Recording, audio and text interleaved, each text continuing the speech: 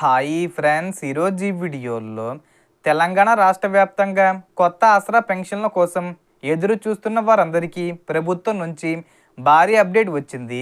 So దానికి సంబంధించిన పూర్తి ఇన్ఫర్మేషన్ ఈ వీడియోలో తెలుసుకుందాం.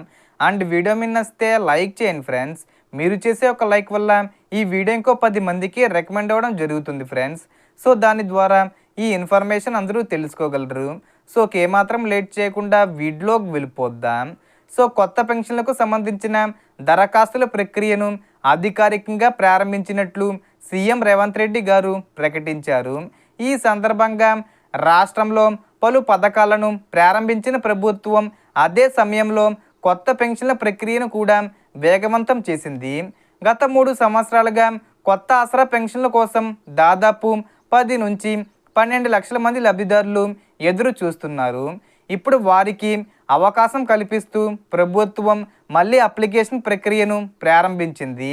కొత్తగా అప్లై చేసుకునే వారు వృద్ధాప్య పెన్షను, వితంతు పెన్షను, ఒంటరి మహిళ, వికలాంగులు, నేతన్న, డప్పు కళాకారులు, చర్మకారులు, హెచ్ఐవి బాధితులు, బీడీ కార్మికులు వంటి మొత్తం సుమారు 28 కేటగిరీల పెన్షన్లలో అర్హత ఆధారంగా అప్లై చేసుకోవచ్చు. ప్రస్తుతం వృద్ధులు, వితంతువులు, ఒంటరి మహిళలకు 2016 రూపాయలు, వికలాంగులకు 4016 రూపాయల వరకు పెన్షన్ అందుతుంది. ఇక ప్రభుత్వం ఇప్పటికే ఉన్న 40 లక్షల పైగా పెన్షనర్లకు ప్రతి నెల భారీగా నిధులు విడుదల చేస్తుంది. అలాగే కొత్తగా మరో 2 లక్షల పెన్షన్లు మంజూరీ చేయనున్నట్లు ప్రకటించింది. ఇందులో ఒంటరి మహిళలకు ప్రాధాన్యత ఎక్కువగా ఉంటుంది. అర్హత ఉన్నవారు గ్రామాల్లో అయితే ఎంపీడీఓ కార్యాలయాలు, ప్రజాపాలన కౌంటర్లు లేదా ప్రజావాణి ద్వారా, పట్టణాల్లో అయితే మున్సిపల్ కార్యాలయాల ద్వారా దరఖాస్తు చేసుకోవచ్చు. అవసరమైన డాక్యుమెంట్స్గా Aadhaar card, ration card, voter ID, income certificate, ఫోటోలు, మొబైల్ నెంబరు, బ్యాంక్ అకౌంట్ వివరాలు తప్పనిసరిగా సిద్ధంగా ఉండాలి. ముఖ్యంగా వితంతు పెన్షన్ కోసం భర్త మరణ ధృవీకరణ పత్రం కూడా అవసరం.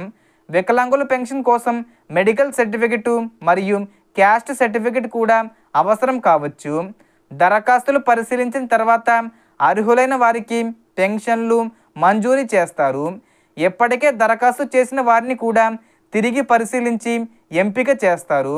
త్వరలోనే మొదటి విడతగా 2 లక్షల కొత్త పెన్షన్లు విడుదల చేయనున్నట్లు ప్రభుత్వం తెలిపింది.